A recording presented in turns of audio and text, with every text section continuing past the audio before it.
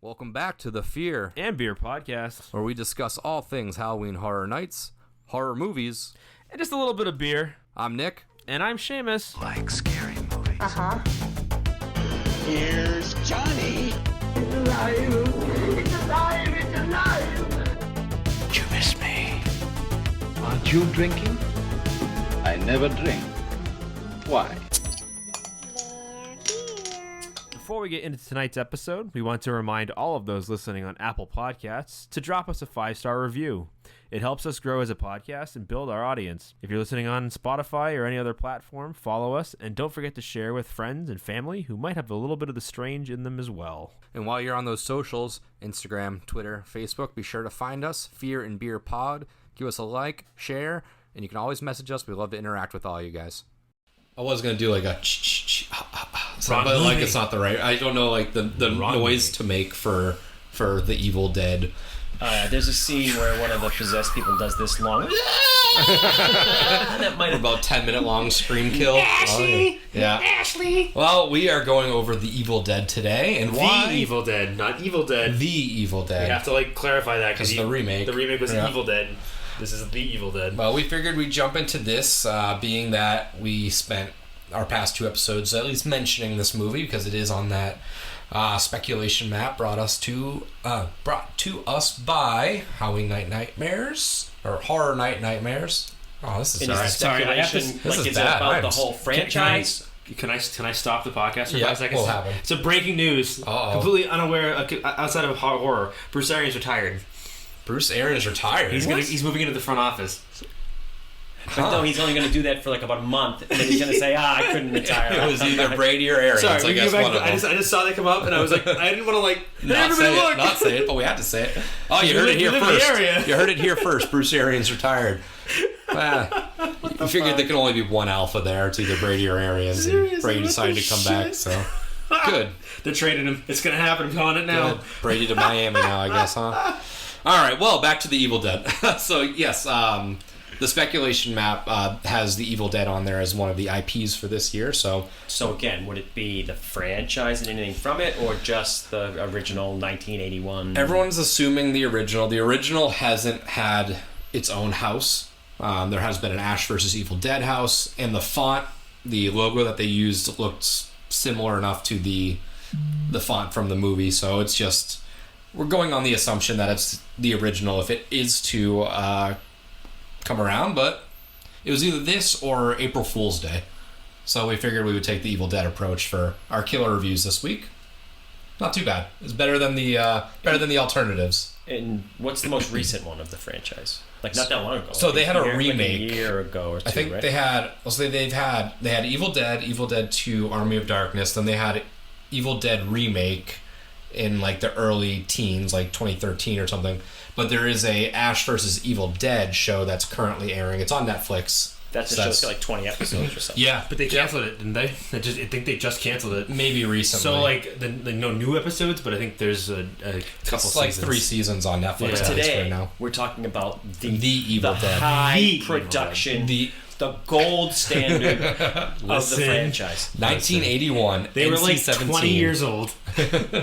And for 1981, it looked pretty good. He just turned 20, I think, after the filming of this. I think he did, yeah. He was Bruce Campbell. So yes, the 1981 NC-17 rated The Evil Dead supernatural horror. And this was our introduction to both Sam Raimi and Bruce Campbell. Sam wrote and directed this. Obviously, we know him from Spider-Man now. We do. And soon to be Doctor Strange Multiverse of Madness. And I think he's working on something else in the Evil Dead universe, isn't he? He was? They might be remaking something, but this franchise has spawned so much. But I don't know. I'm just talking to my ass.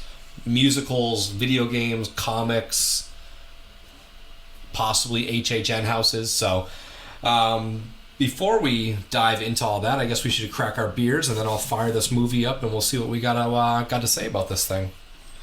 So I got the Guyabera, yeah. Citra Pale Ale from Cigar City Brewing. I got that too. Right in Tampa. They are known for their High Lie. So this one is a little bit different. Yeah, I want to throw that little can art.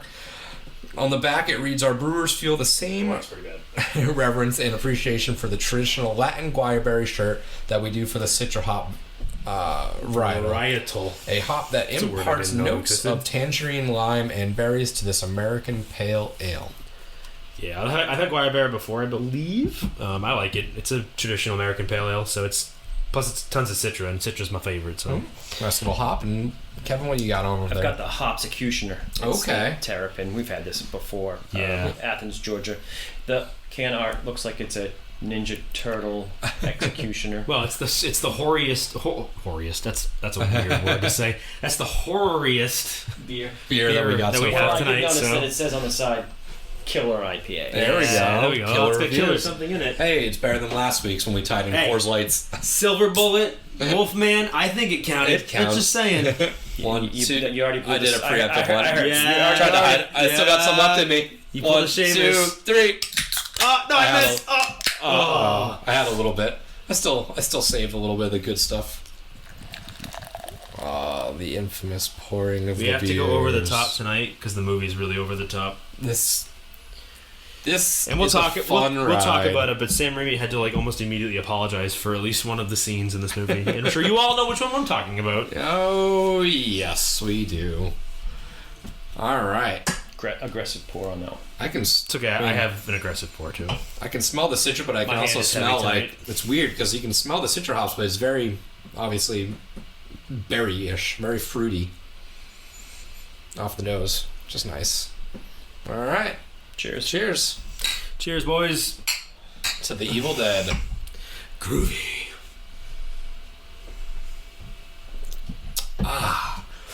All right, I'm just gonna fire this thing up. I'm assuming that it's on. I'm not looking. I'm looking at the reflection in the TV. Perfect. I think it's on. So while this thing gets going, nope, maybe it's still paused. There we go. We are up and running. So this movie reminds me of another killer review that we did semi-recently. That would be the Texas Chainsaw Massacre. It's very much like The Little Engine That Could. It was like a $350,000 budget. It was a shoestring budget. It was a couple friends, minimal locations. I mean, You sure it really wasn't one. 3,500? Yeah, right.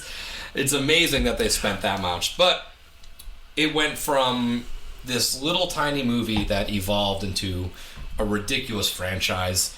And it started out as a short film Sam Raimi did, Within the Woods, and based on how that came out, he was awarded a $90,000 budget to produce this film. So under what they did, and we'll kind of get into where the rest of that came throughout this, I'm sure. We can talk about it now, I And as guess. Shamus said, I guess like him and a group of his friends, like 6 of them, were into making short films, and Yeah. they started making comedy. He wrote comedy Well, shorts. they went to college together. I know that much. I don't Sam know if they Raimi, were. I think high school. USC or UCLA. They were in 'cause college with. or something? Bruce Campbell was one of his. Was one of them. It was that Sam, crew. 'Cause his actually brother. Bruce, I think, was the one that raised most of the money. Right. He put his family's Yeah. property up They to basically secure the funds. Well, they crowdsourced before crowdsourcing was a thing.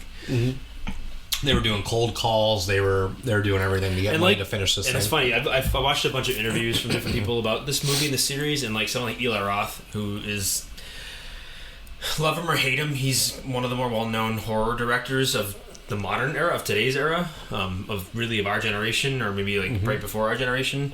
And he says that like he saw this movie when he was a teenager as a kid, and he was like, "Holy shit! I can make a movie and not have to be in Hollywood. I could be some kid in Ohio, and I can just film a movie myself."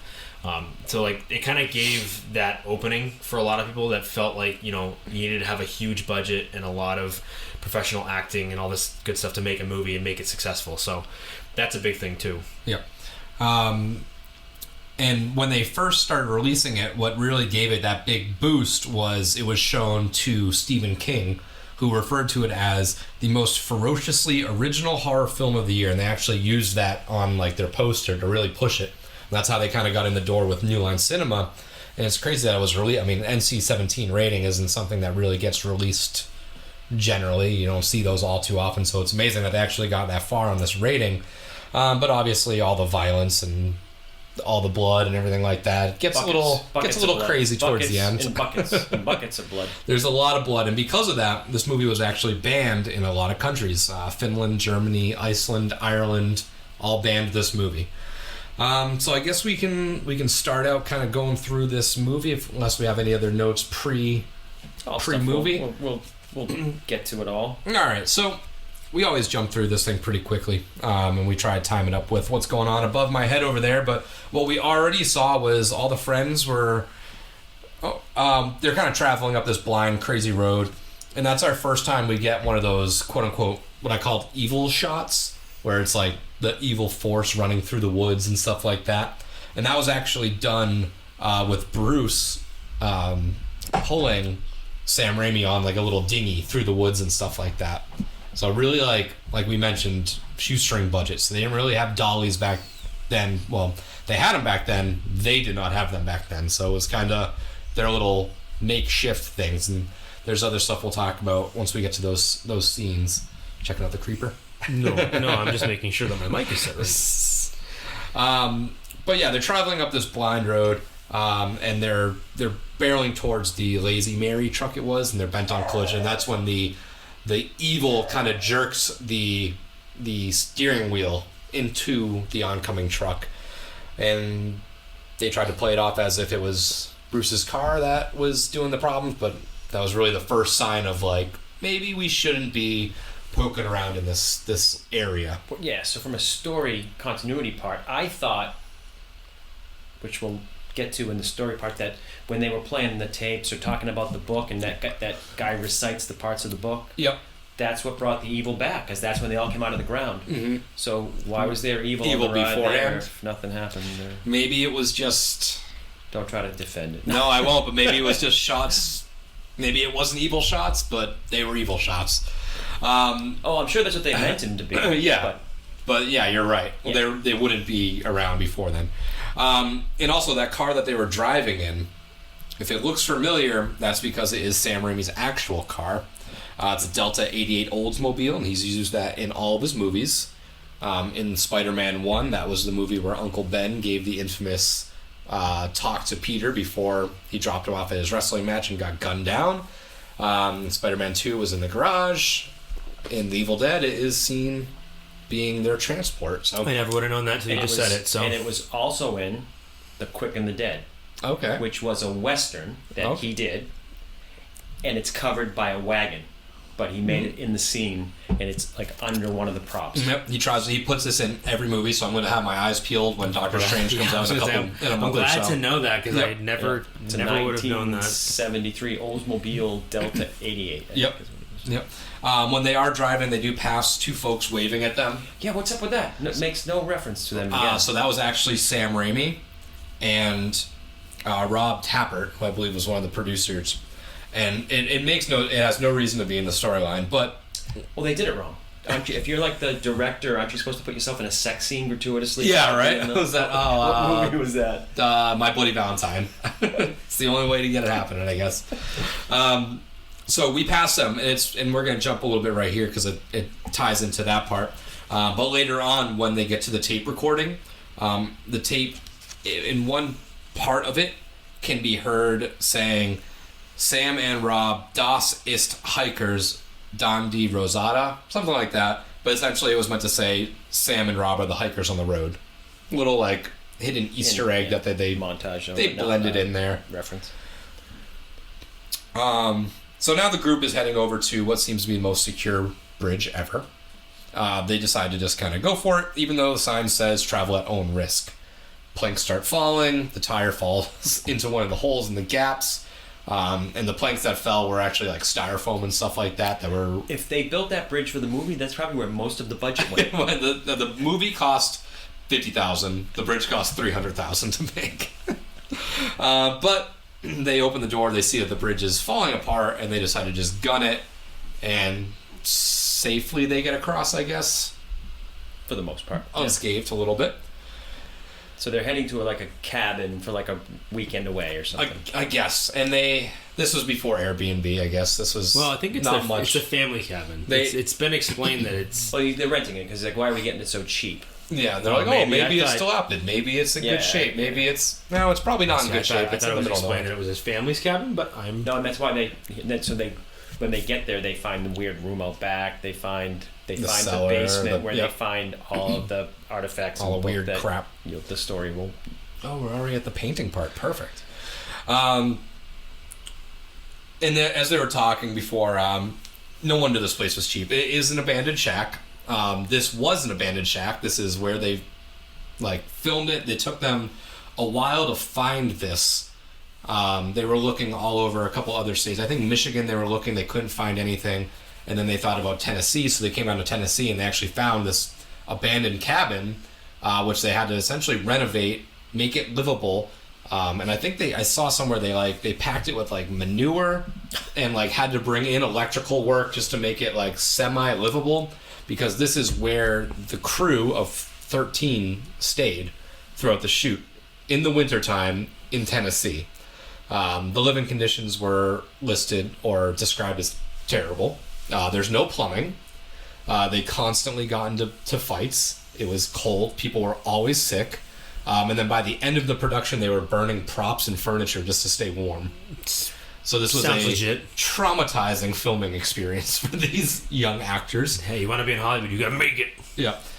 So that's why it looks so well done as a dilapidated, abandoned shack, because it is. They actually had to shut down production a couple times because hunters wandered into the area, into the set, because they didn't know that anything was going on in there. And how would they? It's a rundown shack.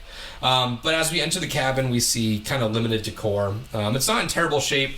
And if you notice, they're saying it's dusty and smoky. I mean, I know we passed the scene, but there was a little smoke coming through. When he first opens the door to come in there, the camera shot.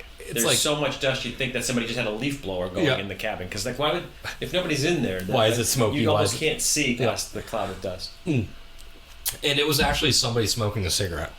That was the smoke. That was not a fog machine. It was no dust. So, I mean, and you can clearly tell it's now hearing that, I can clearly see it as cigarette smoke, not just fog or ambiance or what have you.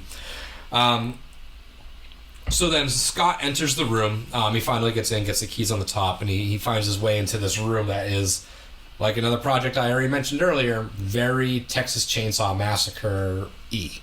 There was a lot of farming equipment, saws, animal skulls, and that was a direct, paying homage to Texas Chainsaw from Sam and the crew here. And the moment we just passed, Cheryl was the first to feel the force of evil, which again, they haven't played the seance really yet. So why is it there? Or, I don't know. Unanswered questions. Or maybe that's not what did it. Maybe when the original guy who they play his tapes, who did all this research into bringing these demons. Maybe it brings the demons. But maybe he already released them and they're just there. And they're still just hanging out. Or maybe there's a difference between evil and demons. They didn't really possess the people until that. No. Maybe they were present, but they have to. Maybe the evil forces were around. Does the tape say that? Where actually those things they say allow them to possess the bodies? Maybe the evil's already there, and there might be. We've already just now put in more thought to this storyline than they did. You have. Unfortunately, I think so. I think it's partially because they can't do anything until someone releases them by using the Necronomicon to do that, and I think that's where it comes from too. But again, like you said, you're questioning an 81 horror film made on a $350,000 budget. Yeah. So who's the real fool? Maybe we are, because obviously it's a long-standing. It's a classic. Still, it is a classic. Act common. It's a well-known story. I mean, I don't know. But Cheryl was in the room drawing down. Sounds like my mom. Was drawing down a picture of the clock, I guess. And then the voice can be heard that says, "Join us." And it takes her over, turns her hand blue. She starts scribbling a book with a face on it, which we know is the Necronomicon. Necronomicon. I'm not even going to try to say that. That one. I'm going to call it the book. The book. The book of the face. The skin book. And this would have been the first and the last sign skin book. of the creepy cabin. That didn't work. The skin book. That's a different book. Sorry. Right. That's going to be what I have to do with Doorcocker. The Doorcockers. But it's now dinner time, and we were serving Caesar salad, and it looked like daiquiris. maybe Something like blender in the daiquiri. And then while Ash is giving the worst toast ever, the cellar door swings wide open. I have to just point this out in this scene.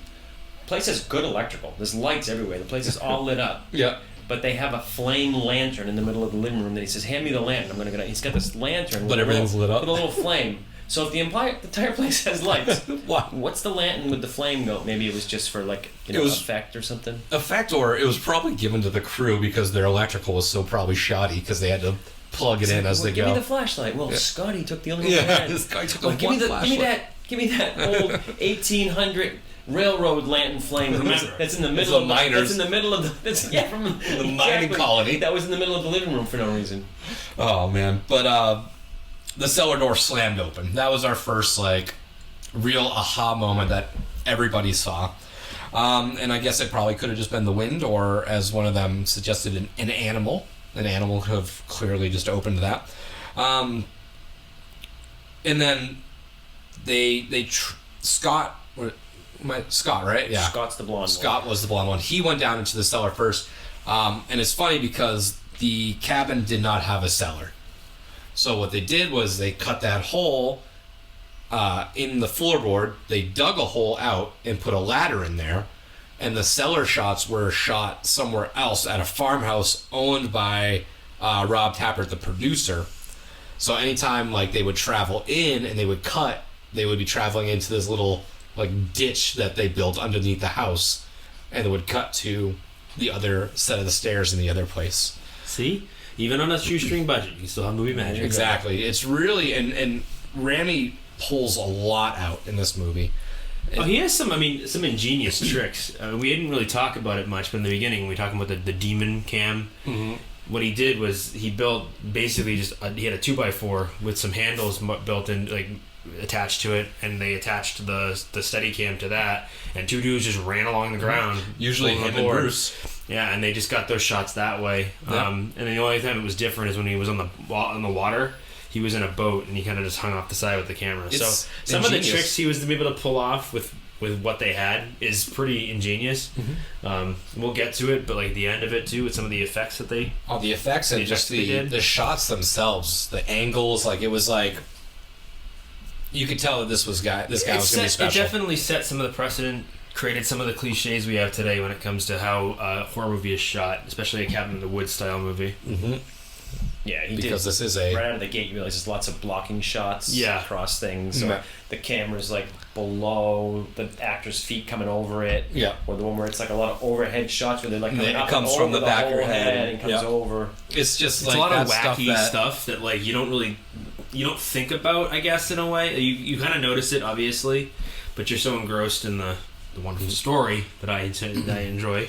And then, of course, the gore effects. But some of those camera shots are really subtle. Some of them are kind of out there, but... And it's stuff that people weren't doing in 80s horror. New. It wasn't in 80s anything. Yeah, it wasn't it wasn't a precedent.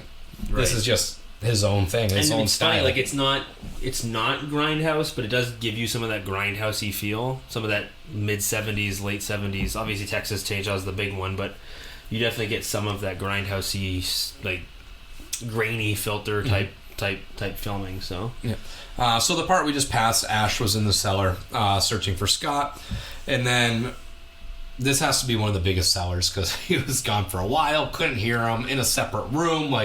It's got to be bigger than the cabin itself because the cabin is really two rooms, two rooms, a bedroom and no bathroom, the kitchen / living room. So, but Scott jumps out and scares Ash because why not? But he had found a shotgun, some little random items, and the Natron Demonto, the Sumerian version of the Book of the Dead, along with a tape recording of incantations. And then when they play those, that's what unleashes the demons. And the tapes are what let them segue or backfill the story where somebody was at that, living in the cabin, had been doing research on some culture that practiced that. He had ended up with the book, used it, and I guess in the process caused his wife to be possessed by evil spirits. Yep. And then had to, the only way to stop it was to dismember her. Yeah. And then they found this old skull sword or knife or whatever, which Scott said looked like Bruce's old girlfriend's cheap little jab at our boy Brucey there, not cool Scott. Scott's kind of a dick. Yeah, Scott's kind of a dick. Not my favorite. Scotty. Yeah, Scotty didn't know. The group listens to the tape recording that they just found, and it was, like you said, some researcher talking about his findings about resurrections. The tape recorder was actually Bruce Campbell's father's, little borrowing for props, and the voice was that of American movie classic host Bob Dorian. I had to search to see who that was, because it was going to drive me nuts, because I figured it was somebody. If they mentioned it, it was a reason they mentioned it. Yeah. But the group was unaware of this, but we're at the so the demons start coming up when It's where they start they started playing the recording and stuff like that. Special effects like the red light bulb under the leaves. Yep, simple stuff, but it works. The lightning strikes, crashes, and the tree comes through the window. A little bit of foreshadowing too there. Yep. Cheryl becomes hysterical, and she kind of goes to her room. And then at this point, we get the scene coming up where Bruce is with Linda, I believe it is, and he's giving her away the necklace. And it's the weirdest, ever close-up eye compilation, back and forth we've ever seen. Yeah. But the necklace is, bizarre. Like, did they just win it it's like win it at nothing. the carnival that day or something? Yeah. It's, really weird. There wasn't much going on with that necklace. Beer time. Oh, just, because we're at that shot. The moon was a matte painting, if you didn't know. Oh, was it? They matte painted that. Yeah, it wasn't an actual shot of the big moon. It was just, Which, on the cameras that they had, getting that accurate of a Right. shot of a moon would not have Right. happened. So it's something that I wouldn't have thought of. But now, that you bring that up, I'm like, oh, yeah, that makes sense. You would never be able to get that Right. clear shot. So it's just about filming on and 35 hand cameras or whatever. hand cams. They had to pay extra. That's why they need more money at the end. They need more money so they could print this on 35 to get it more widely distributed. Yep. And just to be honest, you already mentioned it, but and not to skip ahead, but the reason this movie got distributed was because of that Stephen King interview, primarily. Yes. If it wasn't for Stephen King saying this is the scariest movie we've ever seen, because Stephen King is Stephen King. I think was it Paramount? This is the iShot compilation that I was alluding to being the most bizarre. Very bizarre. I forget who distributed it. I think it was Paramount. No, New Line Cinema. New Line. It got its success originally in England. Right. A year or two after it was made. Which, by the way, the government of England sued Sam Raimi for, or tried him for, what do you want to call it there, distributing, malicious material or something like that, because the whole thing about Britain at the time was the video nasty type thing, where it's certain movies were so over the top gory or sexual, and that kind of notoriety probably is what made them sell. Right. Mm-hmm. So in I think it was 83, and this was the #1 selling video in England. I believe and it. it sold more copies that year than The Shining from 1980 or something, right? Wow. And then it was shown. Way to go, then Steve. Then it was shown at Cannes, and that's when Stephen King. Any saw it. publicity is good publicity. So Hold on. Can we just take a minute to stop what you just said? This movie was screened at Cannes Film Festival. This movie was shown at the Cannes Film Festival. That's insane to think about, because you're just talking about how shoestring budget, the story's not really there, really Well, goofy the original looking. intent of that was small independent movies, right? That was the purpose. True, of it, right? I get it. but horror wasn't really. But I don't think horror yeah. was really, pulling at the heartstrings of all the drama lovers and the weird, indie lovers. The artsy fartsy The Oscar artsy lovers. stuff. This is not an artsy movie by any means. No, it was done by art students, but that's about it. So we're getting to the scene now where, in this shot in particular, where it's the evil going through room to room, and it shows them there, and it goes through, and the girl's brushing her hair into the mirror, and I can't remember. I think it was the cabin in the woods, where there was a shot that was pretty much exactly similar, and they were looking into the mirror, into the other rooms and stuff like that. Yeah, so that Well, And Cabin it in the clicked to me Woods- why it Cabin in the was Woods definitely this was pulls one a lot of the movies that from it pulled this. from Yeah. to get the theme. Yeah, I mean, this is kind of what inspired that movie. Oh yeah, but that shot for shot, I was that shot from Cabin in the Woods must have been much like Another they movie we paid reviewed. homage to this. And I don't know how many films would have that setting, but one of the things I say about this is that this movie spawned the cabin in the remote woods genre. Yeah, hatchet, stuff like that. Yeah, I mean, without this, it's much like without Halloween, there's no Friday 13th. Yeah, there's no slasher genre, really. I mean, there was to a point, but Halloween is what made it like a household thing. Yeah, it wouldn't be on the scale that it Probably is. would have died a lot sooner had Halloween not been such a success. Yeah. Not to talk about Halloween or not. We can always talk about Halloween. So Cheryl is in her room, and she starts hearing voices. So the most smart approach would be to go out into the woods by yourself, yelling, "I know you're out here," That's what you unarmed, by yourself. do. And naked makes underneath a perfect robe, sense. basically. Um, That's what you do. yeah. That's how it works. And this is where we are getting to the scene that I think you were alluding to earlier. Yes, this is the scene that he had to apologize for. It's a little graphic, a little bit over the top.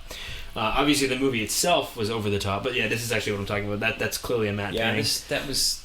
It was so huge. It was. I don't even know how to describe it. I was like, wait, what? Yeah, it is really over the top. Apparently, it was done post, so it wasn't something that was shot. So, well, not the whole thing. The very end of it, where the branch like does its whole like thrusting motion. Yeah. A lot of that was added post production. So when we don't see her face, outside of like the tree branches wrapping around her ankles and pulling her, not to get graphic, but a lot of that was done after that post production. So she didn't even know they were going to do that. Like she thought it was just going to be kind of like tongue in cheek or shadowy and not be so overt Or implied or something, yeah. But obviously after it came out, like I said, Britain actually tried Sam for malicious, whatever you want to call it. I don't know what their laws were at the time. She wasn't super on board with it. I mean, now she's come to grips with it, obviously, but I know I listened to an interview with her, and she was, taken a little bit aback or by surprise after the movie came out, when the scene was shown. Yeah, it was definitely It's a little surprising scene, because it's obviously the most iconic scene. I think it would have been fine up until that very last moment. Well, that's exactly it. I think that's the problem. Is the end of it? Mhm. Is the end of this But scene? the is whole really what pushes being it to the attacked top. by them, being wrapped up, being like brought down would have been cool. I mean, you could have just had them like pull her body into like a hole or something like that and have her escape that way, which you would have translated the same message where the evil got a little bit of her, and then she runs back in. But there is a part coming up that not coming up right now, but after this scene when she kind of gets away from this and runs back in, I want to point it out now so we can try to catch it so you can see it. She runs in and she starts telling them what happened and stuff like that, and nobody's really believing them, and Ash agrees to drive her there. And I'll point it out when it comes up, but Scott blows his line, and you can almost see him go like, oh, and then he steps out of frame and it just moves to the next person. So I forget what he said. He stumbles on his lines, he pulls back, and it goes right back to Bruce talking again. So once I see it in the reflection up there, I'll mention that again. But as you were mentioning too, this is where we get those sort of demon shots with the 2x4s, and that was Sam Raimi and Bruce Campbell just kind of running through the woods with a piece of wood and a camera, just kind of going for it. Yeah, and for all the obviously the overt issues with this scene entirely, we have to at least appreciate some of the effects with the branches, being able to make them look at them wrapping around. It looked like it was like stop motion, but or it could have also been filmed in reverse too. Maybe they were already wrapped around her and they filmed it in Or it could have reverse. been stop motion because they use claymation. Stop at the end. They use a lot of that. So if somebody in the group here knew that was their shtick. Knew that technique, and they used it a lot towards the end with like claymation. I mean, they could have used the exact same. It's also well known that Sam Raimi and Bruce Campbell are huge fans of Tom Savini. There's an interview with Tom Savini stating that he was actually brought up into like a movie screening or a film screening at some sort of event he was at, and it was these two young kids saying, "Hey, Mr. Savini, come look at this thing we just did." And it turns out the scene that he was shown was a scene from this movie, and the two kids were Bruce Campbell and Sam Raimi. So they get a lot of their tricks from him and a lot of the greats in the genre. If only they had him on set. If only they had him on set for the makeup. Yeah, well, hey, I mean, I have a soft spot. We'll get there when we get there. We'll get I to guess. it, but But yeah, we're going through those little demon shots. I know we're kind of I'm kind of waiting for that one shot to come up so I can point that one out. But after this, but it's unique. I mean, you get it's not like straight demon shot the whole time. You get cuts back and forth between the demon shot, but then more of a standard steady shot to kind of show the difference, to say like this is obviously a viewpoint of something. This is a POV. And you can honestly say that some of that may have been inspired by Halloween when they did the shot of Michael as a young kid, or Michael as older, or even Black Christmas, which the whole movie was filmed basically from the perspective of the killer. When the killer was around, you were filming it from his perspective, not from a standard shot or from a character's perspective. So some of that is pulled from those movies as well, or at least I'm assuming. I mean, obviously these guys were fans of the genre at the time. They came out and made this. I mean, not right out of school, or maybe right out of school. I mean, it was pretty much right out of school. That was all that's what they were watching and keeping up with. So, and in the scene right here too, I don't understand why they put the keys back on top of the door frame. So that they could have the scene where she can't push the phone. Right. So she has to jiggle the keys a little bit before she gets back in. It's what do you call it? Their scene. It's just hitting the trope. Yeah. That's all it really was. But yeah, so once we kind of wrap through this, we'll speed through this. But they do bring her after this little incident. They bring her into the car to kind of get out of here, and they realize that the bridge has now exploded. Somehow just kind of blew on up. Bridge is no go. They won't let us leave. They will not let you leave. So they end up going back to the cabin, and that's where we'll get to the possessions. And after we get this blown scene real quick, I'm going to fast forward until that part. Before we move on, the car scene with him, with Bruce and his girlfriend, whomever, their girlfriend, boyfriend, this is Cheryl and Bruce, I forget. But Linda and Bruce. Either way, when they get in the car and the car won't start, whatever, because she's like, they won't let us leave or whatever. When the car actually starts, Scott's going to be in the right hand corner, and you'll see him come in, say something, and then move out.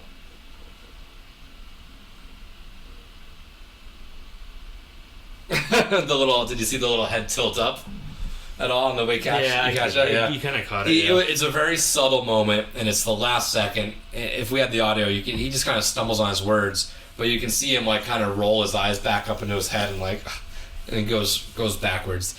But essentially, like I said, we're gonna move apart a little bit longer. Just drag in here.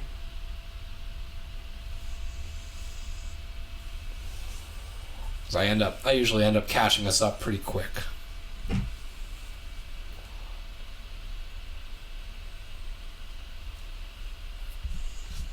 Well, we'll jump up to there. Seems like a good enough spot as any. So now they're back at the cabin. Bruce is listening to the tapes through headphones, I guess, at this point. And just kind of listening to what they're actually going through. And the girls are playing cards. Not really playing cards, they're like guessing cards. Pretending to be psychics. Like a psychic trick. Guess the card I'm holding. Yeah. She doesn't get any right, but she says she does. Kind of like Ghostbusters, making the Bill Murray in the beginning of the scene where he's just like, oh yeah, the three squiggly lines, yeah, sure. And then he zaps the guy, not the girl. But this is when Cheryl becomes demonically possessed.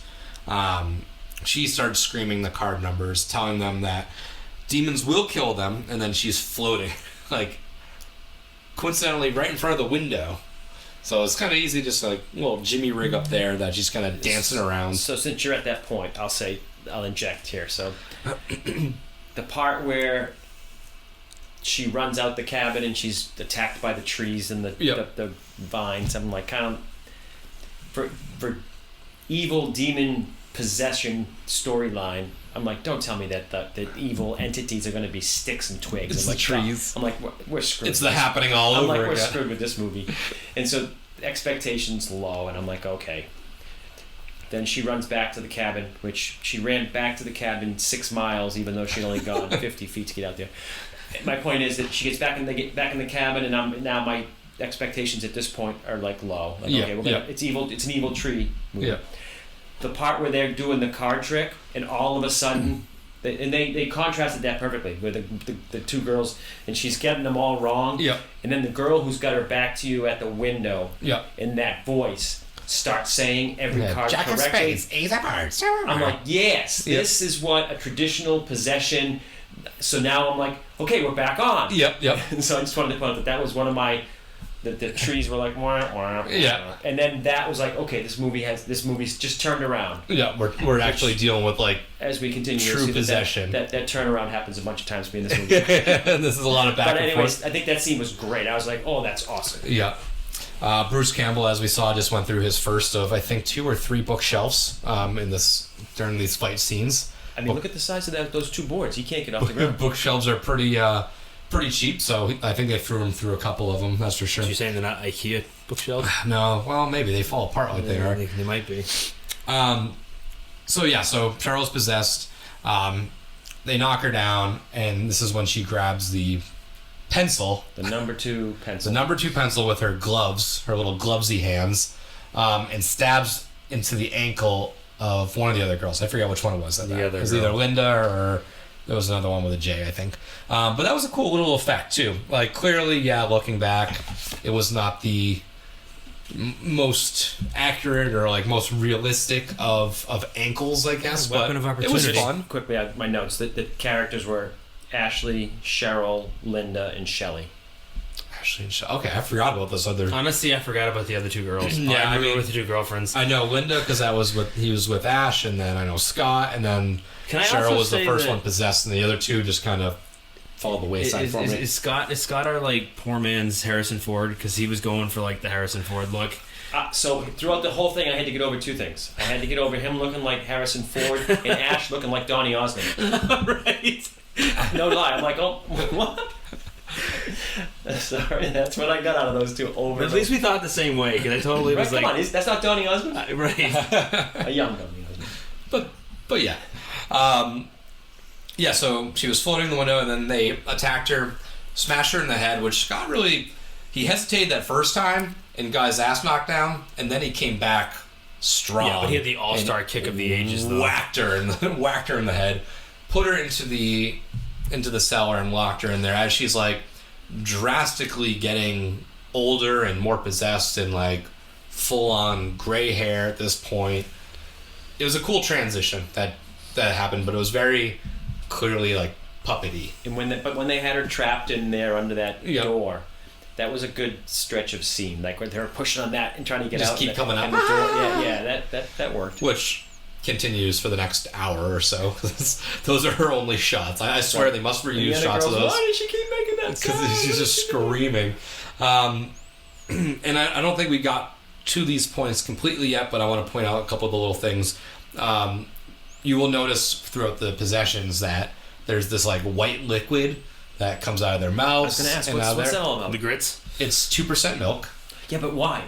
So he used that to differentiate from the blood so that he could hopefully not get an X rating for too much blood. Yeah, they definitely tried their hardest to keep Well, what it is from too getting... much blood? If there's some guideline, he used 300,000 gallons of blood.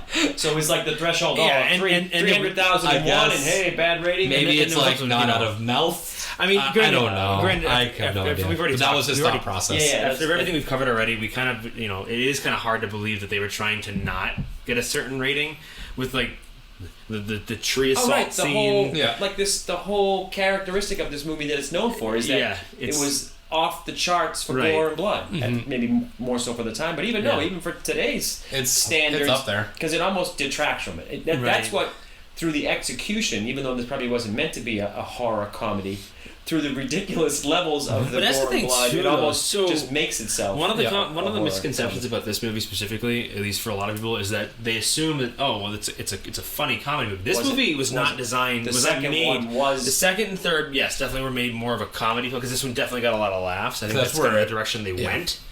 But with this movie, they tried to make an actual scary horror movie. Like that was their whole point. And nowadays, I think because of how cheesy it looks, it is become a cheeky, funny, tongue-in-cheek type movie.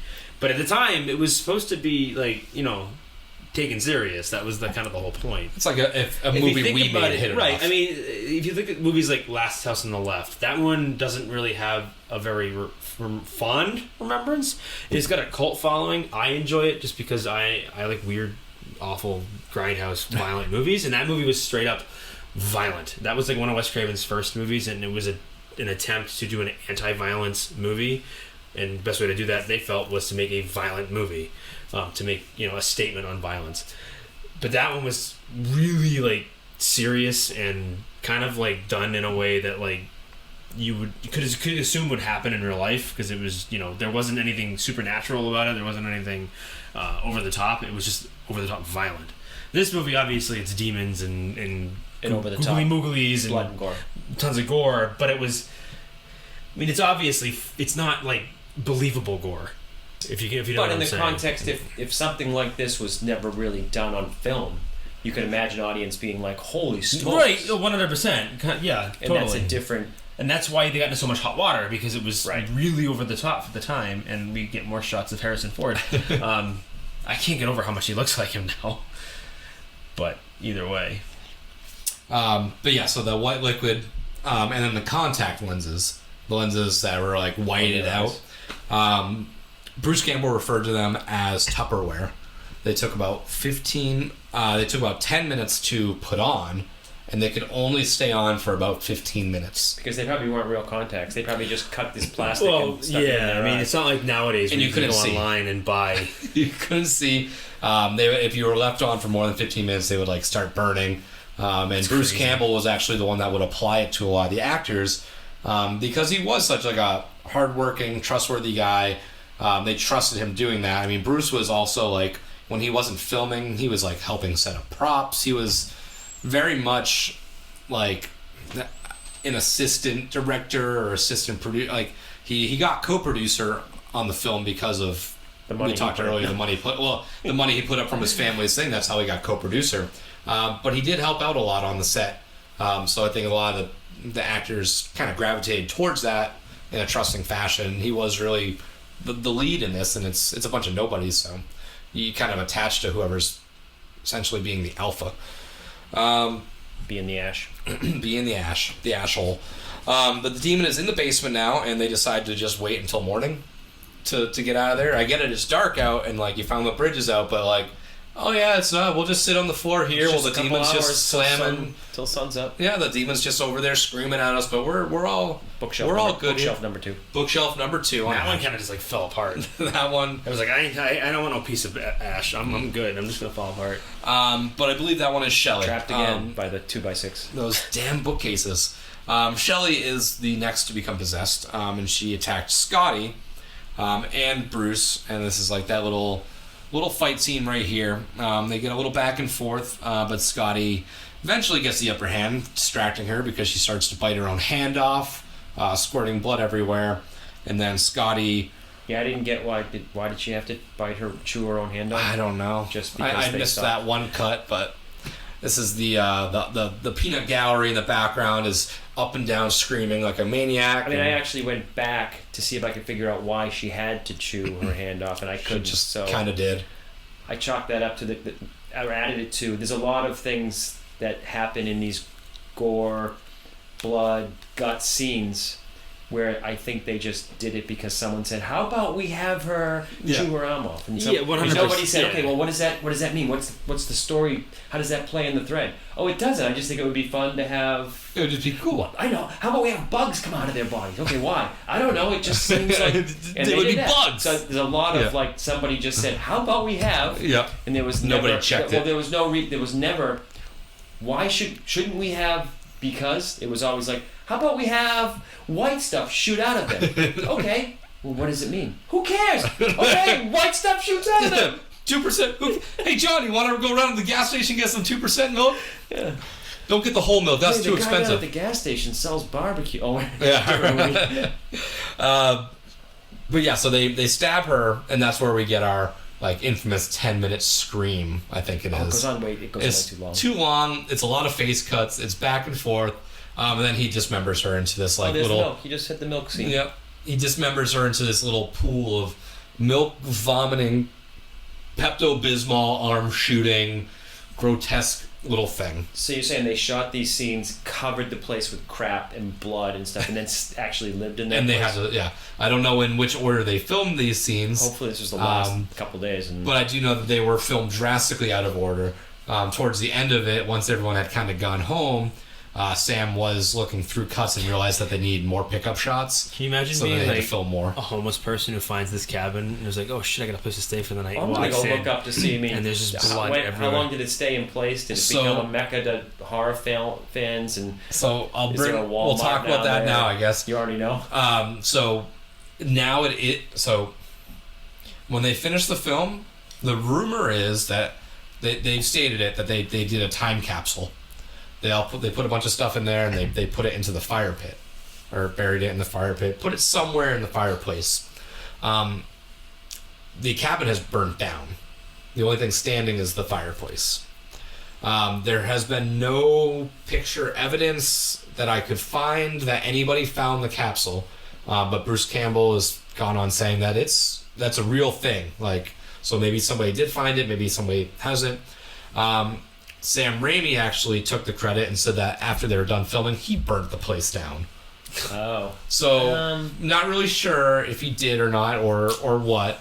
But it is in Tennessee. I forget the town, but they stopped saying exactly where it was because it was drawing attention, and people were vandalizing it and stuff like that. But to our knowledge, the time capsule aspect of it wasn't found, so it intrigued me. So somebody with some money that's a horror film could go back, build a Or replica, someone's already open it up found to the it. public. And I'm just saying, no, there's a business opportunity there. Oh, well, yeah. I'm sure somebody has. Take the movie, have somebody spec it out, rebuild I'm the sure there's exact same thing, put a gift store and get a Delta 88, park it out front, and watch the people pay tickets to show up. Oh, yeah. And it wouldn't cost that much money because this thing looks like it was a whole nothing. Wouldn't surprise me if somebody already has done that. Yeah. Not that I've looked. But yeah, so they chop her up. I think they bury her. And Scotty's kind of emotionally shaken by her death, and he leaves to find a alternate trail through the woods to escape this cabin. Now that they know that bridge is kind of blown up and gone now. They go to check on Linda. I'm gonna skip ahead a little bit, I think. Maybe. Yeah, that seems about right. Checking on Linda, Ash discovers that she too had become possessed. Although she doesn't really make an attempt to attack him, and this is where we're kind of at the scene. And she acts more just like a little child. She just kind of like gets the makeup. She's like sitting there laughing, like, which is weird. Like that part was like kind of weird because they didn't really have a definition of like what this evil was. I do like that one shot. That speaks like to like even what I said about the effects. it was a very loose concept. That's an understatement, but yes. Yeah, that was the one thing that with this weird like little caricature of a creature, this Linda scene was like, but why? Like, why There's is no this why. one not want There's to? no why. Yeah. Someone said, "How about we have her?" Yeah. And the rest of them said, "Let's do it." Which, I mean, I guess it's good that there is like differences, so it's not all the same little zombie person thing. Because like in any movie, like ghosts, whatever, there are different entities, different versions, different variations. But maybe they're all evil at the same point. That whole there's no reasoning or rules to what these people are going to do, and it's not going to make a lot of sense. Might be what precisely gives the movie its character that it has. And it's just but it is fun either way. I'm surprised it was never brought up. You know, how come it's only the women that get possessed? How come the men don't get possessed at all? Well, they do.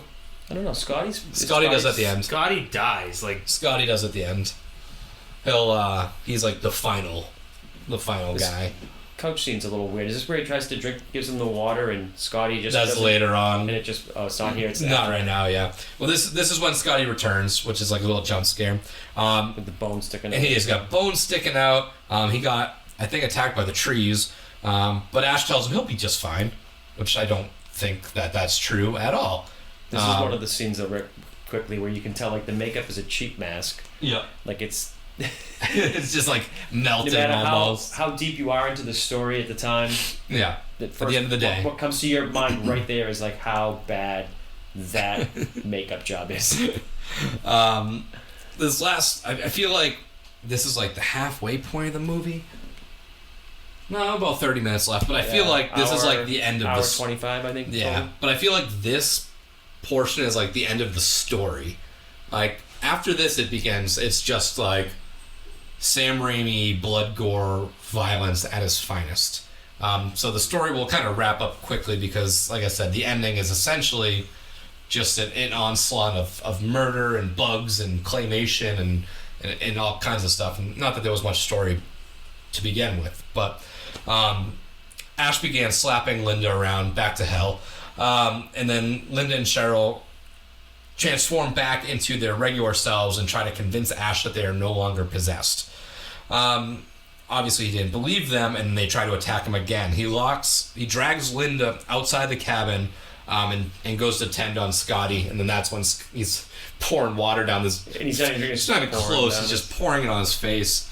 And then Linda sneaks back in the door and attacks Ash with the dagger, but he actually takes it back and uses it to impale her. Pull the trigger right here, but he didn't. Yeah, this is when you kind of gotta just pull. You gotta bite the bullet and just blast her. Bite the bullet. Yeah. It's his girlfriend. Do that. Then this reminded me of the scene from that. What was the one we just watched where the animatronics come to life? Willy's Wonderland. And that one character that played that she changed. She's like, help me! I'm on your side. That made me think of that one. Not so much. I'm like, I don't believe this isn't real. Yep. He ends up taking Linda back to the woodshed, and this is where we see Ash find his infamous chainsaw. He doesn't use it in this movie, folks. Sorry to disappoint you. But yeah, that's like his go-to weapon in the future. He actually, later on in the series, loses his hand, has a chainsaw as his hand, and that's his I heard the second one is when they really built the character Ash. Things I saw said that this is Ashley. Yeah. Ash, the character becomes to be solidified. This in the movie, second one this movie has very little to do with the subsequent movies. Mm-hmm. The third one specifically, but this one is very, very different, very standard, very. The third one is like by the numbers. Time travel. He gets transported to the 1800s or the 1400s, the 1400s, I think. Later ones. Yeah, Army of Darkness. Okay. So it's a bunch of stop action skeletons. It's amazing. It's really good because it's the best of the three. The stuff that we point out in this movie as cheeky and oh, that's fun.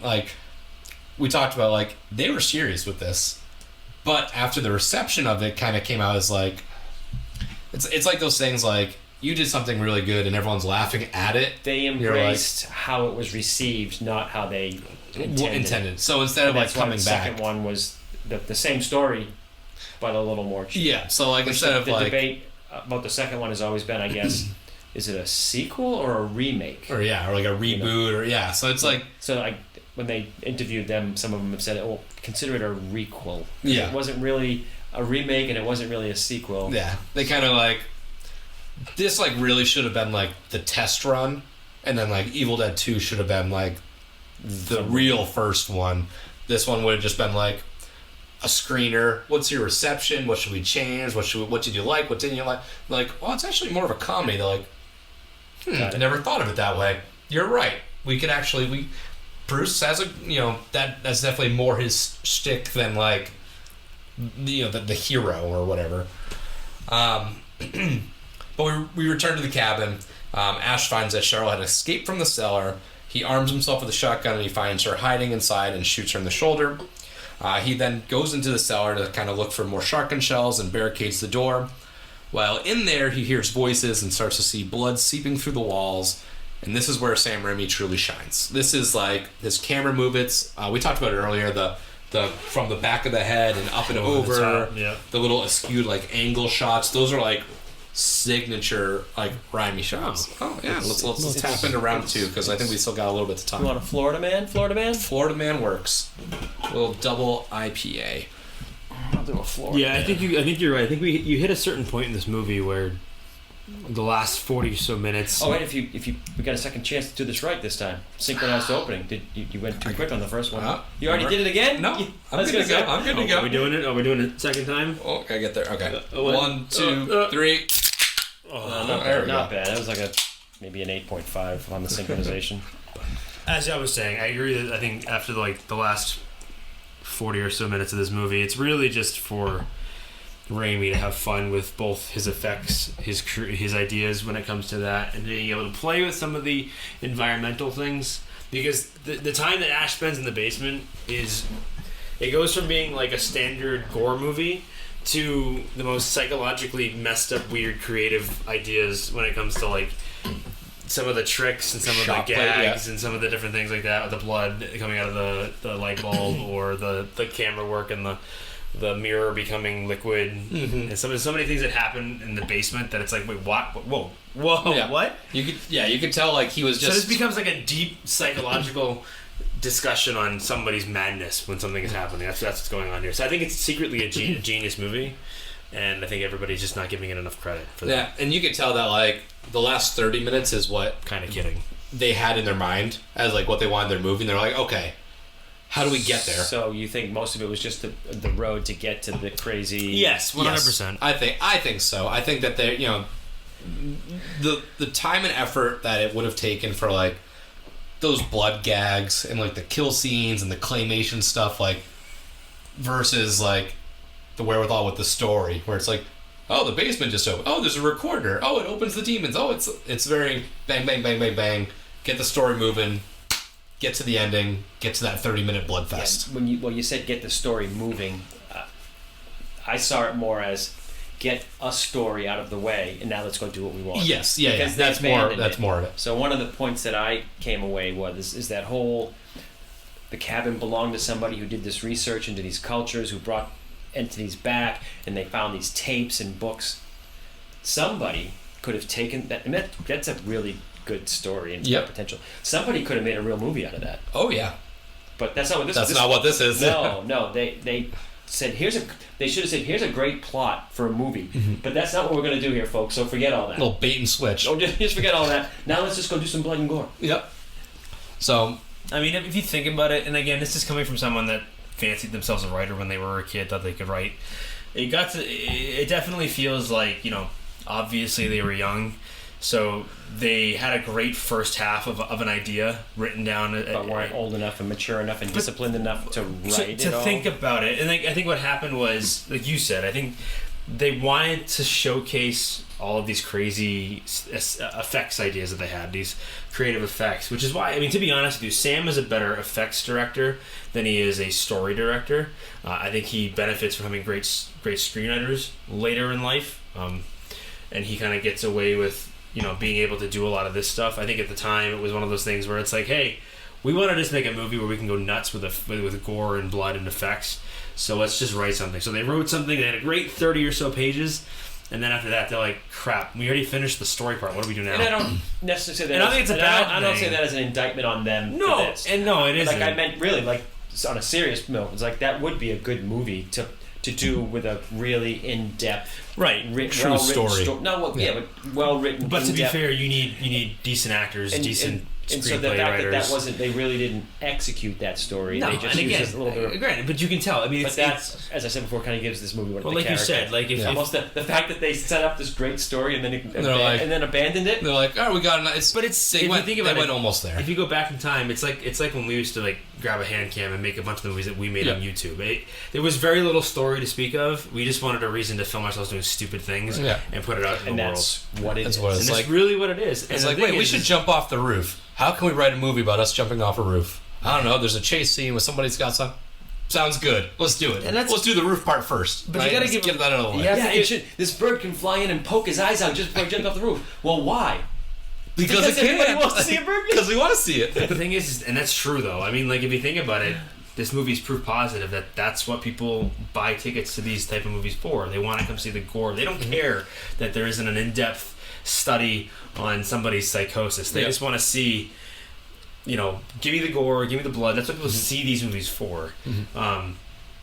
But again, it's not really an indictment at all. It's just, you actually have to give him credit, because at the time there was no YouTube, there was no self-promotion, there was no self-publishing. No, you either got it out there or you didn't. Right, you either got it or you just ate $350,000. You got to think, like, all that money they raised through family and friends, that $300,000 to make this movie, if they didn't go anywhere with it, that was great. It's all for nothing. That $350,000 paperweight that's sitting on the shelf. Well, I think the reason they were convinced that it was worth is because they used to make these short films, and when they were still on campus, they would invest, I think, a couple $100 into a short film, right? And then they would charge people to see them on campus, and they'd make like 6 times their money back. So I'm talking hundreds of dollars, but still. So in their mind, they were like, do it on a bigger scale. You spend a little more money, you make money. They didn't think. They thought this was just the model. Yeah, right. Which, I mean, they weren't wrong. They weren't wrong. They weren't wrong. It's true. If they made a product that people did enjoy, who's to say more people wouldn't enjoy it on a bigger scale?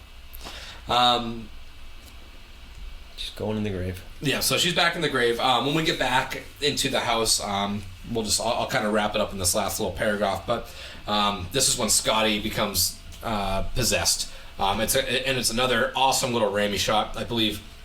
Like Ash is up in the corner by the door, and then Scotty kind of just raises right up into like the frame of the camera. Just very like rule of thirdsy. Like you can tell Raimi was just like right out of school with this, and that was like in the forefront. But Scotty tries to kill Ash, and then Cheryl breaks through the door. During their fight, Ash sees that the Book of the Dead has fallen near their fireplace and is starting to burn. And as the book burns, Cheryl and Scotty do as well. So they're kind of like, oh, he's kind of figuring out that like they're kind of controlled by this book thing. So he's taking the necklace and he's trying to sling it over and pull the book towards himself. I forgot about that while he's on fire. He finally somehow clips it, which it's a cheap little nothing necklace. It's not going to catch onto the book of flesh, but sure. Cheryl raises a fire poker to impale him, but Ash snatches the book and throws it into the fire.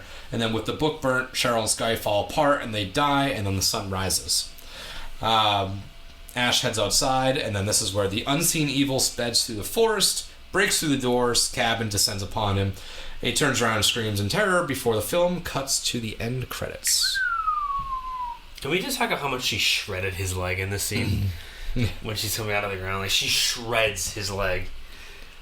There is a lot of really. I know I sped through this last part. Wigs, a lot of bad wigs. Is that what you were going to say? Yeah, right. No. There's a lot of really cool effects and fights and hits and all kinds of good stuff in this last 30 minutes. I know I sped through it.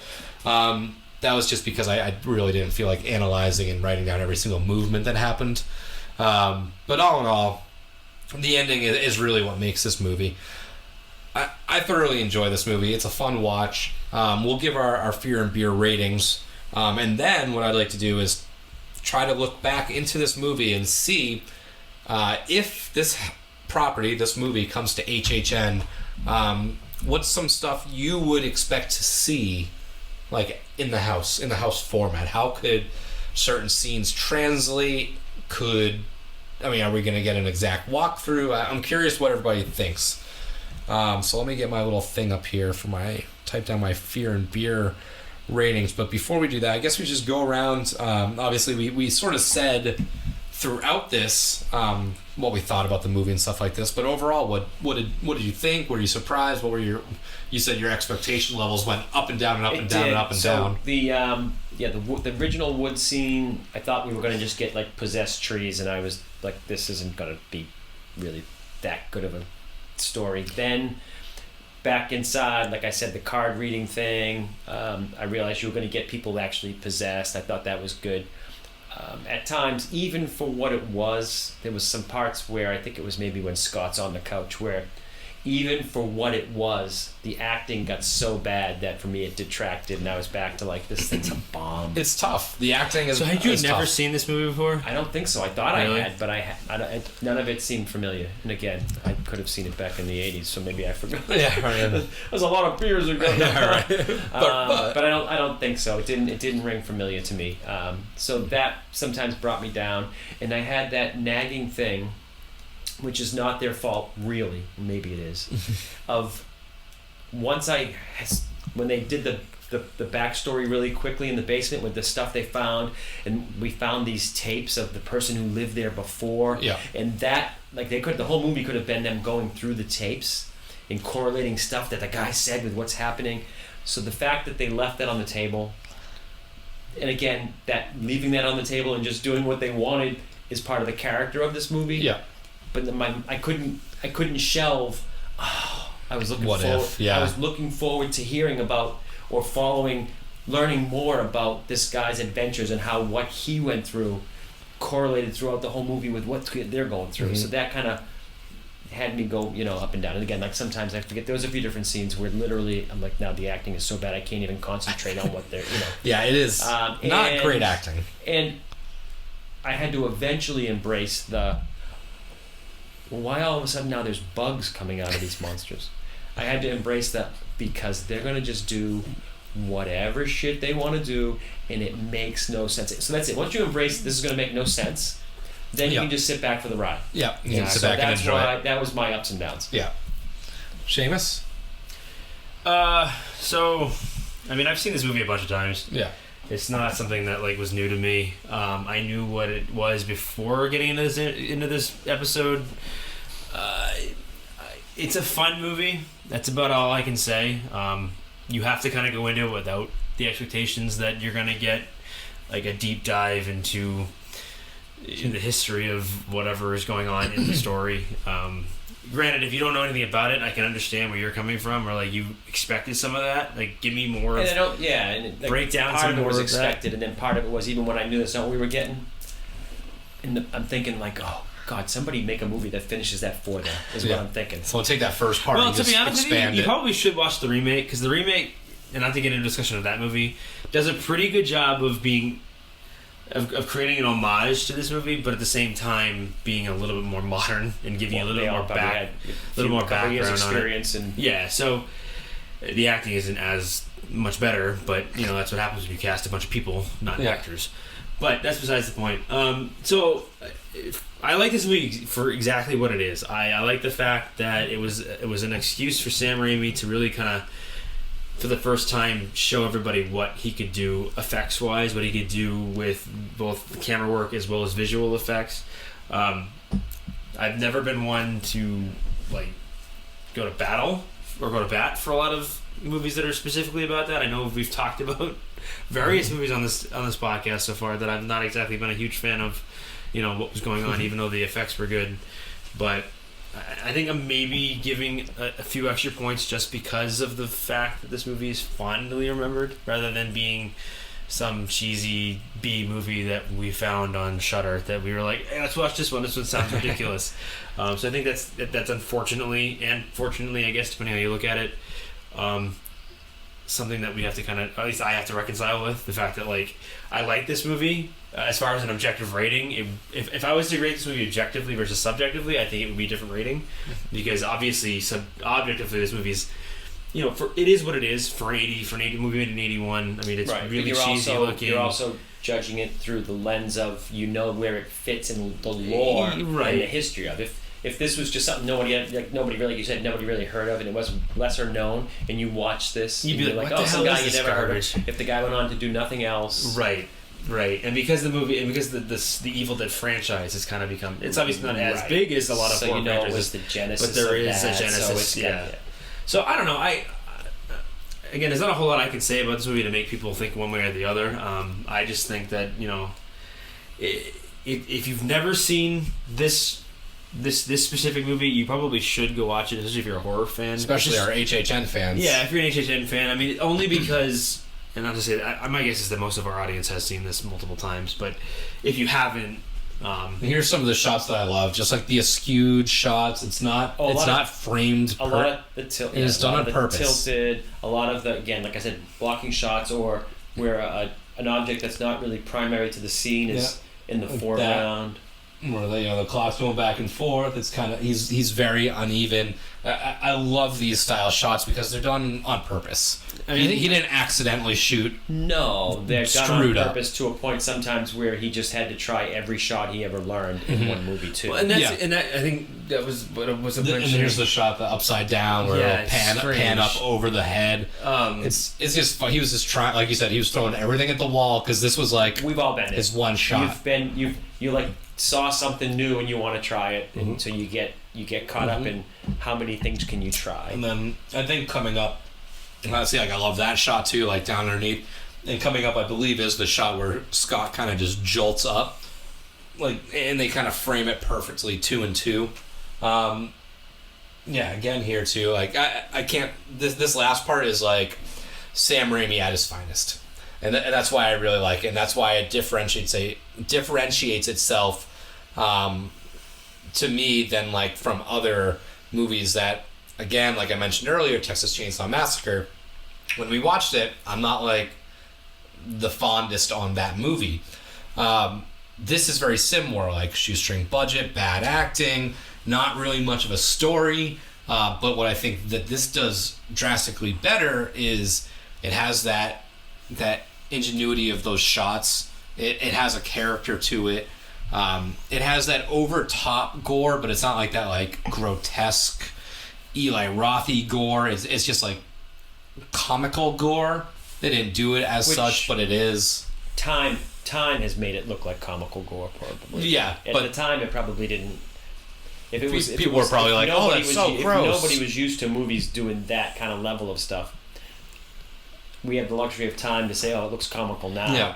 Because Right, because The CGI is ruined everything. Yeah, You most know, of the no. movies that were doing that were done in like I said, grindhouse theaters, midnight movie type Right. showings. Because nowadays you take a midnight movie for granted because everything's released at midnight. But at that time, anything that was released at like 11 o'clock, midnight, whatever, they were considered grindhouse or some other type of movie where it's like intentionally over the top and it's not for the general audience. So I think that's kind of where it comes from. I think my only gripe with this movie is kind of what I think you like about it, is that it's kind of the wildness of it. The problem I have with that is that it doesn't know what it wants to be. And again, I chalked it up to a bunch of 19, 20-year-olds got fresh out of college and making a movie.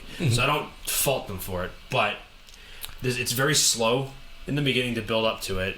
Then it switches from, like you said, from like a decent story, kind of where they're pulling this from, to now we're just going to go over the top with as much blood and gore as we can come up with. Some basically a gross out part. And then after that, it slows down a little bit, and we follow him around the cabin as he like starts going through all these wildly psychedelic, like messed up, like because he vignettes. got all the gore out of his system, and now he wanted to try all the cool, right, and now he was trying to get all the cinematic right. I'm not stuff trying to say like No, but there's no reason for it, but can I can what see was where doing. he was going with it, and I don't think he had a very cohesive idea of what exactly he wanted this movie to look like. I think he just wanted to do all, like you said, all these different things that he wanted to try, and he learned from all the greats that he was taught by, or just being a fan of Hollywood. It was just him cutting his teeth. And it Or was just seeing stuff that he hadn't, stuff that he hasn't seen yet. So I'm not taking that away from him. I just that's the only thing that bothered me. Like I can't even look past some of the bad acting because I get it. Like With you horror, see some of these we're gonna B get movies, that. you get bad You're acting. used to it, right? Yeah. So again, objectively, this movie's probably like 2 stars, but that's not what I'm rating it on. I'm rating it more so on the fact that I just remember it fondly. It's That's the shot right there. Yeah, see that shot. Where he yeah. kind of pops right up, and it's those just those Ash are the and Scotty. redeeming things about the movie is that like he None of that really wig. did do quite a bit with the camera to make some of those shots effective. Yes, the makeup is goofy. It's very weird. The very wiggy. There are lots of wigs, but he was able to overcome some of that with his ingenuitive. And that's what I was gonna say too. Is like if it wasn't him behind the camera and it was just some other director or whatever with the same exact movie, I think we'd be looking at something drastically different. 100%. Because of how this is shot versus how a normal horror movie slasher director in the 80s would have shot it. Right, and there's a reason which why he gives it a has. Well, there's a standout. reason why he has I love that. the bucket of blood. Yeah, and this is just a gore fest to end, and I love it because it's just not. for them to not see it as jokey then blows my mind, but I'm glad that they thought it was serious. Yeah, but when you're that age, you look at it as like, I'm actually trying to take this serious. Yeah. They don't think of it like that. Obviously, they did. But it was literally like a years hose later pouring water out. But to them, that was like, to them that was, and maybe I'm wrong. Maybe they did just know way ahead of their time. They knew that what they were doing. But I don't know. I had to remember. think that, We'll have to check some interviews or something and see what they thought. I happen to think that they knew exactly what they didn't know. Yeah. They knew what they knew, but at the same time, they were, like you said, just flying by the seat of their pants, saying, "What do you think is going to look cool? What can we get away with?" We didn't have to pay for a set location or anything like that. All we're paying for is effects. Just paying for that's what it is, the effects budget. Yeah. Because I guarantee you, none of these actors got paid going rates for this movie. No. Well, and that was one of the other notes I had somewhere. I don't remember. Two of the actresses actually went under fake names because they were registered to SAG, but this wasn't like a sanctioned or this wasn't. So they couldn't get. So they could take under standard. So they tried to go as fake names, hoping that they would never find out. They wouldn't have to deal with repercussions of performing in a film that wasn't sanctioned or whatever. But obviously they did get found and were given penalties.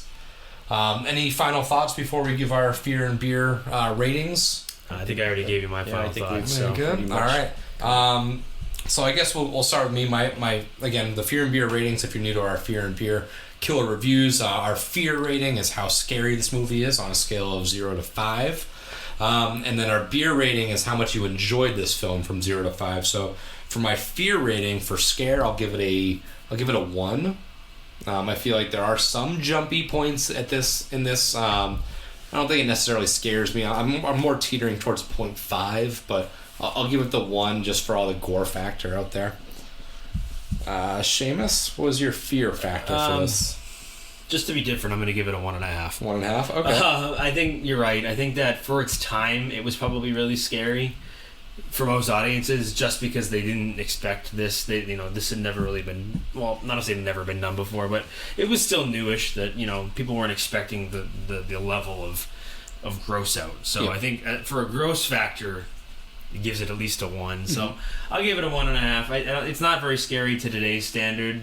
Obviously, I mean, today's modern tendencies, we're sort of sensitized nowadays that this is just funny. That's why it's become funny, because to us it's so over the top. So it's not really scary, but I can appreciate what they were going for with some of the sound effects and some of the design when it comes to that, and some of the camera angles and the shots, like you said when Scott does his little jump scare. Oh yeah, the grits that come out of his sleeve. But yeah, 1.5 fear rating. Kevin, for your fear rating? I'm going to go with a 1. You have to give it something. Right. And like Shamus said, I think today we're desensitized. So when he said that, I was thinking, I wonder what would you have given this if you had seen it back in the early 80s? Maybe it would have been a lot higher. But again, at this point, it's pretty comical. So it's, yeah. And then I'll kick off my beer rating. My beer rating, how much I enjoyed watching this movie. I give it a 3.5. I do enjoy this movie. It's not one of my favorites. I feel like this is a good party movie. Like if you have people over, it's like something fun to put on in the background. It's like a Halloween party movie. It's a Halloween party movie. Yeah. You do not need to know any storyline. Honestly, if you wanted to start this thing with 45 minutes left, it would be just as fun to watch.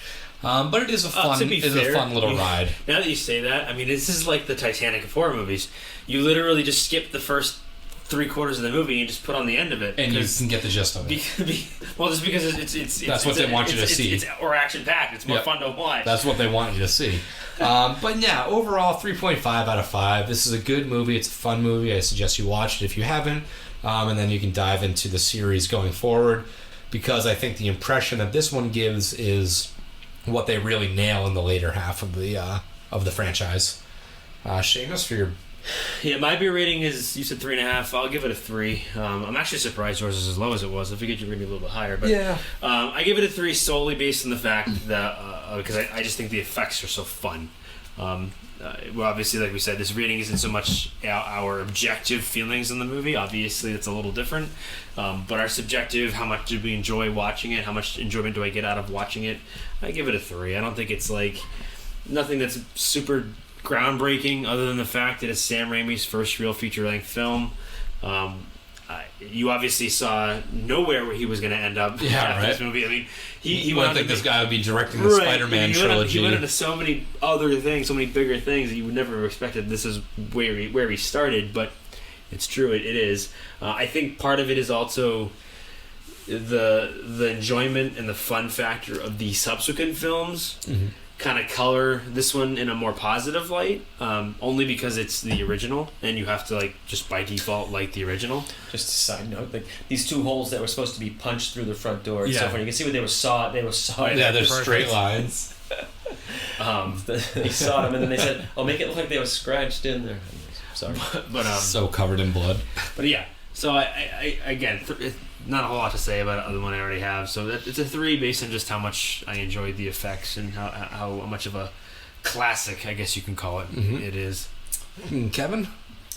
So when I approach this enjoyability, like you guys said, watching it with somebody, like if you had it, like if it was on a big screen at a party and you're on a Halloween party and you're having fun, like you guys have to see this. Yeah. And from not a historical or a documentary part of getting the background of knowing the franchise and wanting to see the first one. Yeah. But I'm going to approach this solely on a horror film. Would I ever sit down and watch this again by myself? No. Okay. I saw it. I get it. It's the origins. You can check the box. box. It's an origins. But I would never sit down by myself and say, I'm going to watch this again. So I say that with a 2. A 2? Yeah, no, and I think I agree with you on that. Like, it's again, I may enjoy watching this movie, but you're right. I think, like you said, I would rather watch this in a social setting, and not even watch it. I would like to just like have it on and be like, hey, this part, remember this part. So, like, if you were scoring it on 0 to 5, how likely are you to sit down and watch this? If that's the case, probably a 1, because I before we started this episode, like I had maybe seen this. Yeah, when was the last time? Like a year or 2 ago. Yeah. So for me, I approach it as how enjoyable was it for me.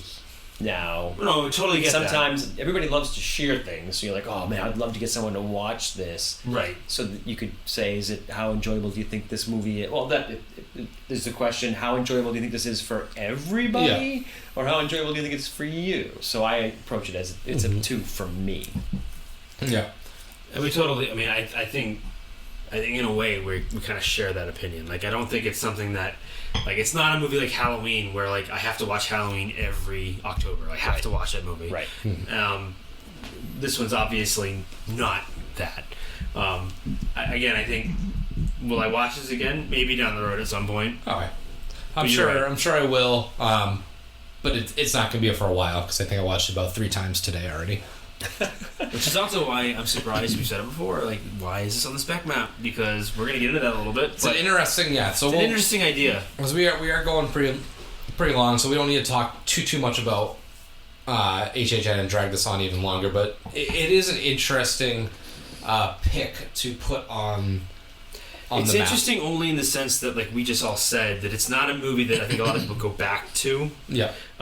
Obviously, it lends itself 100% to a house. You think? Yeah, I mean, I think it's more like people love Ash and like that franchise. This isn't Ash. So the spec map's logo, it's The Evil Dead, right? It's Correct. Not just Evil Dead. So it's relating to this movie.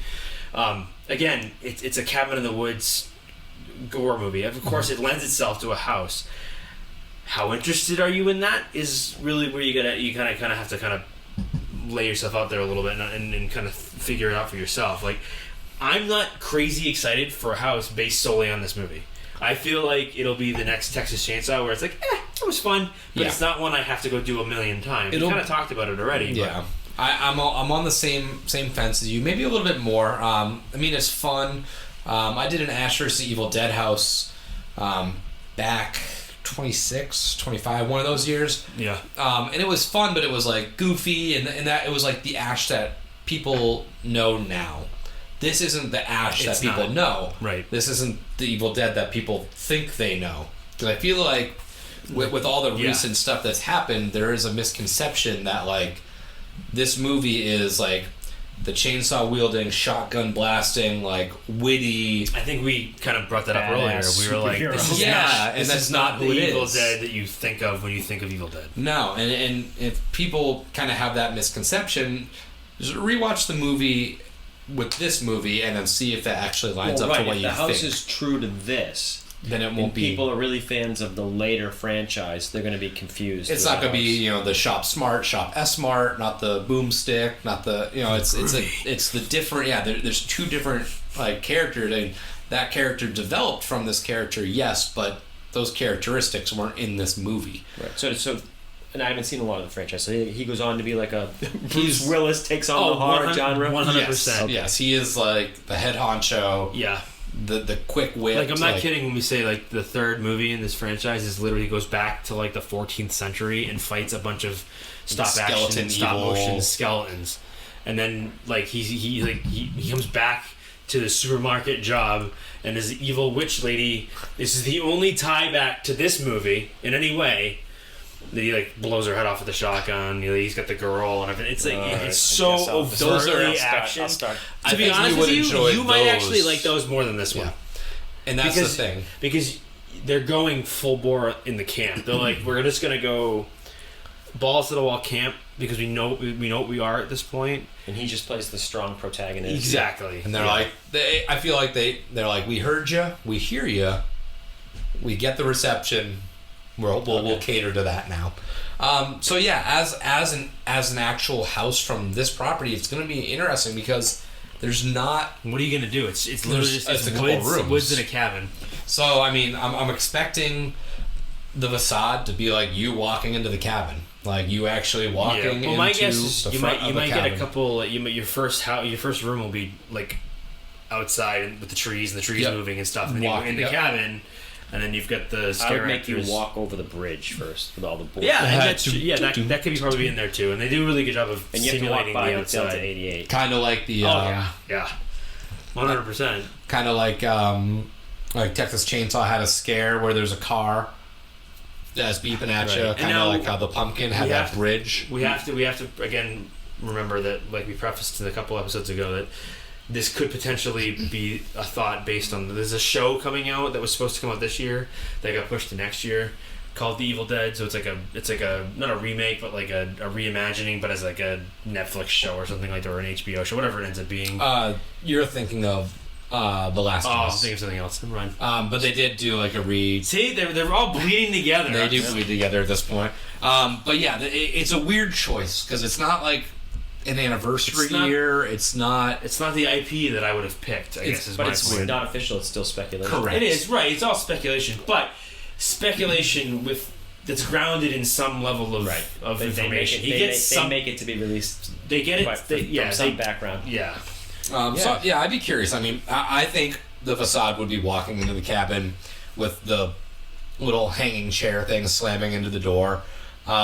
One of the rooms, I would expect the cellar, obviously, to be a room where like there's a Bruce character and a Scott character, and that's like the jump scare. Yeah, they'll have some Ash of is that. asking around with the lantern, and Scott kind of pops out, boo, and They'll have some of that stretchy wall scare type thing that we've seen in very past houses, where like something will reach out for you, like hands will come through the wall. the zombies, or whatever they're actually identified as or demons. called as, demons. Demon possession. I bet one of the rooms would be like the group listening to the tape as like the storm brews, and like maybe they could have some kind of prop tree come through or hit or some kind of projection I pictured the thing tree. like that. That could be like a little thing. I mean, the later scenes in this movie I feel like are harder because they're really not scary, and like Horror Nights I feel like they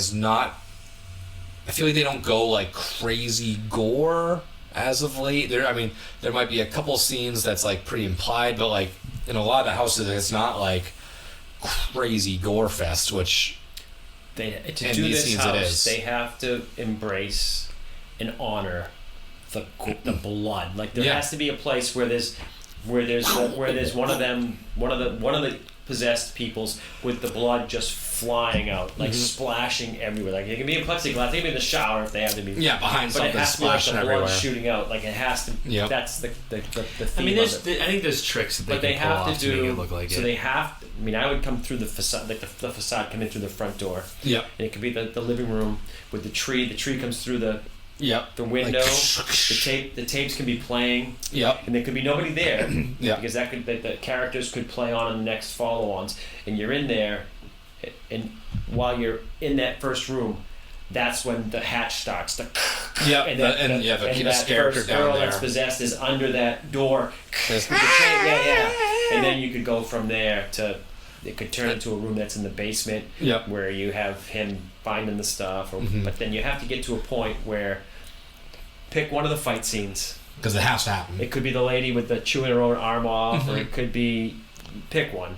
But it has to be one of the scenes where the blood is just flying everywhere in a ridiculous fashion to embrace that. The movie. true, yeah, If 'cause they don't do that, then It is tough because, like we said a couple times, like it's a minimal set, it's minimal characters. Like there's only so many places you can go. And I guess Half of the movie was in the living room. Before you got to the front of the house, you could come over the bridge by the Delta 88. Yep, Note to people, the car has to be it there. has to be there. And then, while you're still outside, before you go in, there could be her getting all wrapped up by the vines. Yep, And then you go through the door. that could be like the front. Then you go yep. through the door. It's the hatch opening, and then whatever the follow-on things Yeah. are. One of the fight scenes, and then you're out the door, and you're off to the next house. 2-minute house. Yeah, they're gonna have to pull some stuff out of their bag of tricks to kind of expand this house, and who knows, maybe it won't last.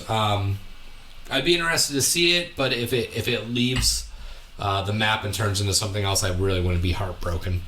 It's not a property that like I really throw my love at. It's a fun movie. It's a fun franchise, but it's different. it's I'll give not- them that. it's Like, not the definitely top not of my something that list. They've done before, so. But that's it. Any other thoughts? I think that about wraps it up for the Evil Dead for us. I think we covered Just it. gonna say this episode was groovy. It's groovy, baby.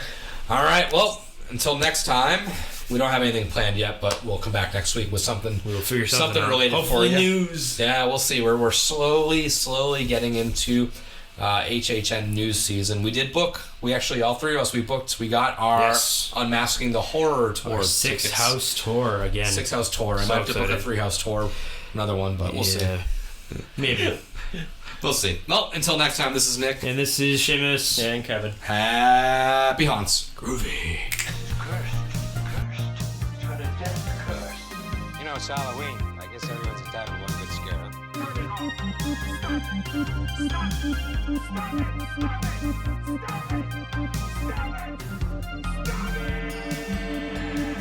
And again, I would just like to thank Vampire Stepdad for letting us use his music for our intro and outro music. So if you would, just go check him out. Spotify, Facebook.